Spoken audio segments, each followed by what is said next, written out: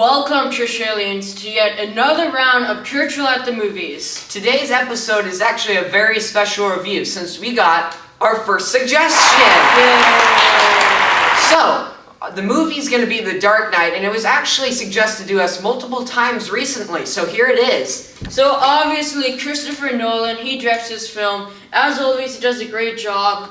I really liked how he sort of made this movie really different than all of the other comic book movies. You know, specifically the Marvel movies, because he really had like a dark and serious tone to it. And as a result, it was really relatable, and it had like a lot of references to modern society, and it was very convincing. If we're going to talk about The Dark Knight, I have to mention Heath Ledger, who did play the Joker himself. It was a great performance. It was very iconic too. And he just played the role so well. He fit the villain. His background fit the villain too. It was beautifully written. Yeah, and also the special effects. Well, the special effects, if we're going to go into that, the best part of the movie for special effects was the Batmobile. It was so awesome.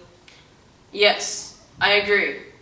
So let's move on. So I agree. There's really great action in this movie. Also, I really liked how Christopher Nolan was also able to do a great job of sort of, making the situation more tense. Like, I really liked how he was able to add the music in the background slowly adding up as the scene gets more intense. Kind of makes you sit on the edge of your seat kind of action. It was really good. Oh yeah. And then as a result, in the end, Christopher Nolan does a great job of combining all these elements into a beautiful masterpiece, like a great piece of cinema, in my opinion. It was a great movie all around, too. So, final part. I'm going to rate this movie a 9.5. I also agree. 9.5 out of 10, tailbacks. It was very great. One of my favorite superhero movies. Very well done. Great job, Christopher Nolan. Well, that's it here for Churchill at the Movies, The Dark Knight. Keep bringing those suggestions in, and see you next time. Bye.